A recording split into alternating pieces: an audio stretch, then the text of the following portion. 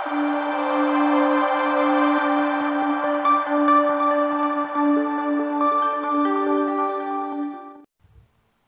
മിശിഹായ്ക്ക് സ്തുതിയായിരിക്കട്ടെ.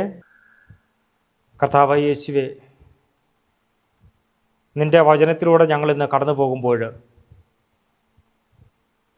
പരിശുദ്ധ കുർബാനയെക്കുറിച്ച് ആഴത്തിലേക്ക് ചിന്തിക്കുവാൻ ഈ നിമിഷം ഞങ്ങളെ ഓരോരുത്തരെയും ശക്തരാക്കണമെന്ന് ഞങ്ങൾ പ്രാർത്ഥിക്കുന്നു. ഇന്ന് പരിശുദ്ധ കുർബാനയുടെ ആഴങ്ങളിലേക്ക് നമ്മൾ ഇറങ്ങുകയാണ്. യോഹന്നാൻ്റെ സുവിശേഷം 6-ാം അധ്യായം 45 മുതൽ 50 വരെയുള്ള തിരുവചന ഭാഗങ്ങളാണ് ഇതിന് ആധാരമായിട്ടുള്ളത്. അപ്പോഴെന്താണ് ഈ പരിശുദ്ധ കുർബാന എന്നുള്ളത്?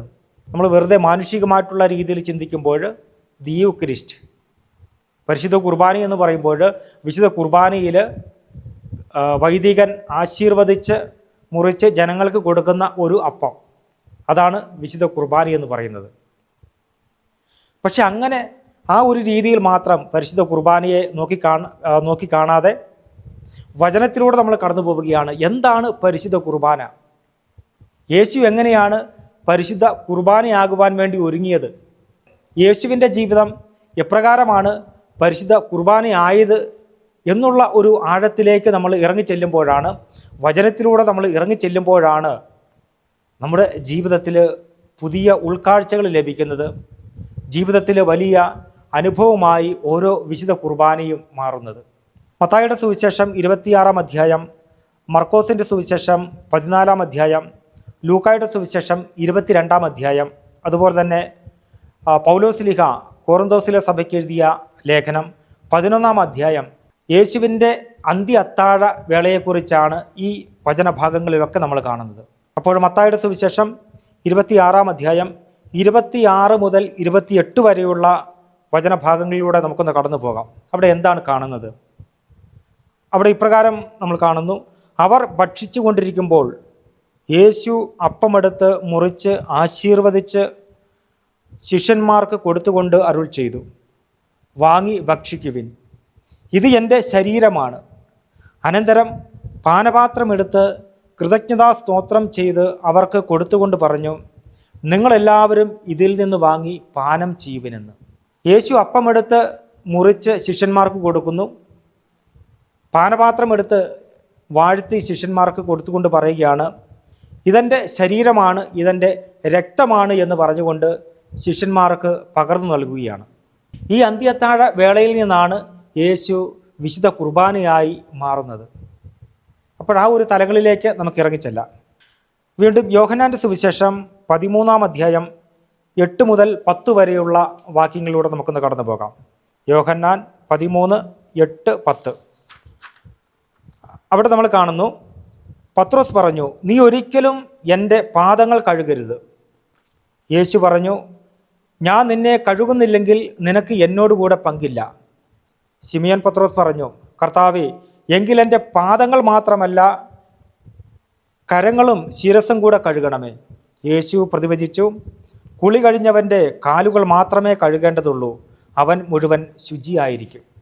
ഈ അന്ത്യത്താഴ വേളയിൽ അവർ ഭക്ഷിച്ചുകൊണ്ടിരിക്കുമ്പോൾ യേശു തൻ്റെ ശിഷ്യന്മാരുടെ പാദങ്ങൾ കഴുകുന്ന മറ്റൊരു മനോഹരമായിട്ടുള്ള ഒരു ചിത്രം കാണുന്നുണ്ട്.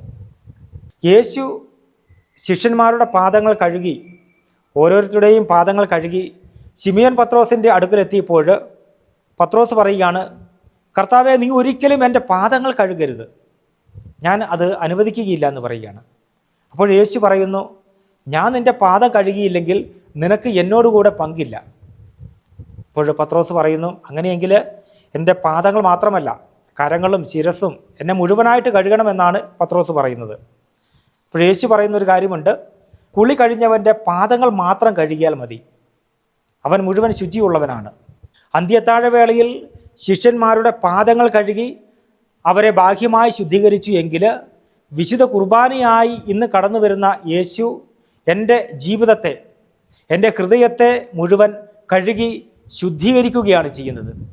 നമ്മുടെ ജീവിതത്തെ മുഴുവനും ശുദ്ധീകരിക്കുകയാണ് ചെയ്യുന്നത്. തിന്മയുടെ ശക്തികളിൽ നിന്ന്, തിന്മയുടെ ബന്ധനങ്ങളിൽ നിന്ന്, പാപത്തിൻ്റെ പിടിയിൽ നിന്ന് ഓരോ മനുഷ്യനെയും അവൻ മോചിപ്പിക്കുന്നു. വിശുദ്ധ കുർബാന എന്ന് പറയുന്നത് ഒരു ബോംബാണ്. എന്ത് ബോംബാണത്? അത് നമ്മുടെ ഹൃദയത്തെ ശുദ്ധീകരിക്കുന്ന ഒരു ശക്തിയുടെ ഒരു സ്രോതസ്സാണ്. മത്തായിയുടെ സുവിശേഷം 26-ാം അധ്യായം 30-ാമത്തെ വാക്യത്തിലൂടെ നമുക്ക് കടന്നു പോകാം. മത്തായിയുടെ സുവിശേഷം 26:30. സ്തോത്രഗീതം ആലപിച്ചതിന് ശേഷം അവർ ഒലിവുമലയിലേക്ക് പോയി എന്ന്. സ്തോത്രഗീതം ആലപിച്ചതിന് ശേഷം അവർ ഒലിവുമലയിലേക്ക് പോയി എന്ന് പറയുന്നു. അപ്പോൾ എന്തിനു വേണ്ടിയാണ് യേശുവും ശിഷ്യന്മാരും സ്തോത്രഗീതം ആലപിച്ചതിന് ശേഷം അവർ ഒലിവുമലയിലേക്ക് പോയത്? അല്ലെങ്കിൽ അതിനൊരു കാരണമുണ്ടാകും. എന്താണ് ആ കാരണം? മത്തായിയുടെ സുവിശേഷം 26-ാം അധ്യായം 34-ാമത്തെ വാക്യം നമുക്ക് വായിക്കാം. അവിടെ യേശു പറയുന്നുണ്ട്, സത്യമായി ഞാൻ നിന്നോട് പറയുന്നു, ഈ രാത്രി കോഴി കൂകുന്നതിന് മുൻപ് 3 പ്രാവശ്യം നീ എന്നെ നിഷേധിച്ച് പറയുമെന്ന്. അങ്ങനെ അവർ ഒലിവുമലയിലെത്തി. പത്രോസ് പറയുകയാണ്, ഞാൻ നിനക്ക് വേണ്ടി മരിക്കേണ്ടി വന്നാലും ഞാൻ നിന്നെ തള്ളിപ്പറയുകയില്ലെന്ന് പറയുകയാണ്. വീണ്ടും മത്തായിയുടെ സുവിശേഷം 26-ാം അധ്യായം 69 മുതൽ 75 വരെയുള്ള വാക്യങ്ങളിലൂടെ കടന്നു പോകുമ്പോൾ പത്രോസിൻ്റെ ജീവിതത്തിൽ ഒരു വലിയ സംഭവം നടക്കുകയാണ്. എല്ലാവരുടെയും മുൻപിൽ വെച്ച് പത്രോസ് പറയുകയാണ്, എനിക്ക് യേശുവിനെ അറിയുകയില്ല, ഞാൻ അവൻ്റെ ആരുമല്ല എന്ന് പറഞ്ഞു കഴിഞ്ഞപ്പോൾ 3 പ്രാവശ്യം അവനെ നിഷേധിച്ച് പറഞ്ഞപ്പോൾ അവനൊരു സ്വരം കേൾക്കുകയാണ്. അത് കോഴി കൂകുന്നതാണ്. ആ കോഴി കൂകുന്നത് കേട്ടപ്പോൾ പത്രോസ് യേശു പറഞ്ഞ വാക്യമോർത്തു. വചനത്തിൽ പറയുന്നു, അവൻ പോയി മനം നൊന്ത് കരഞ്ഞു എന്ന് പറയുന്നു. അപ്പോൾ ഇതിനു വേണ്ടിയായിരുന്നു അന്ത്യത്താഴവേളയുടെ സമാപനത്തിൽ സ്തോത്രഗീതം ആലപിച്ചതിന് ശേഷം അവർ ഒലിവുമലയിലേക്ക് പോയത്, തൻ്റെ ശിഷ്യന്മാരെ ഒരുക്കുവാൻ. പിന്നീട് യേശു തന്നെ ഒരുക്കുകയാണ്. ആ ഒരുക്കമാണ് ഗെത്സമനിൽ വലിയ പ്രാർത്ഥനയായിട്ട് മാറുന്നത്. തൻ്റെ ശിഷ്യന്മാരെ ഒരുക്കി അവരെ ജീവിതത്തിലേക്കും തന്നെ ഒരുക്കി മരണത്തിലേക്കും യേശു കടന്നു പോയത് എന്തിനു വേണ്ടിയാണ്? വിശുദ്ധ കുർബാനയായി മാറുവാൻ വേണ്ടിയാണ്. ജീവിതത്തിൽ തളരാതെ മുന്നോട്ട് പോകുവാനുള്ള കൃപ ഓരോ വിശുദ്ധ കുർബാനയിൽ നിന്നും നമുക്ക് ലഭിക്കുന്നു. വിശുദ്ധ കുർബാനയായി യേശു ക്രിസ്തു ഇന്നെൻ്റെ ജീവിതത്തിലേക്ക് കടന്നു വരുന്നത് എന്നെ ജീവിതത്തിലേക്ക് നയിക്കുവാൻ വേണ്ടിയാണ്. ഇനി 3-ാമത്തെ കാര്യം, ഈ വിശുദ്ധ കുർബാന എവിടെ നിന്ന് വരുന്നു? ആർക്കെങ്കിലും അറിയാവോ? നമ്മൾ ചിന്തിച്ചിട്ടുണ്ടോ ഈ വിശുദ്ധ കുർബാന എവിടെ നിന്ന് വരുന്നു എന്ന്? വൈദികൻ വിശുദ്ധ കുർബാന അർപ്പിക്കുമ്പോൾ അപ്പവും വീഞ്ഞും എടുത്ത് വാഴ്ത്തി അതിൽ പ്രാർത്ഥനകൾ ചൊല്ലുമ്പോൾ അത് വിശുദ്ധ കുർബാനയായി മാറുന്നു. ഇതാണ് നമ്മുടെ ചിന്ത. അത് ശരിയാണ്. പക്ഷേ അതിനേക്കാളൊക്കെ ഉപരിയായിട്ട് വിശുദ്ധ കുർബാന എവിടെ നിന്ന് വരുന്നു എന്നുള്ളത് വചനത്തിലൂടെ നമുക്ക് മനസ്സിലാക്കാം. യോഹന്നാൻ്റെ സുവിശേഷം 6-ാം അധ്യായം 48 മുതൽ 50 വരെയുള്ള വചനത്തിലൂടെ നമുക്കൊന്ന് കടന്നു പോകാം. അവിടെ ഇപ്രകാരം വായിക്കുന്നു, ഞാൻ ജീവൻ്റെ അപ്പമാണ്. നിങ്ങളുടെ പിതാക്കന്മാർ മരുഭൂമിയിൽ വച്ച് മന്ന ഭക്ഷിച്ചു, എങ്കിലും അവർ മരിച്ചു.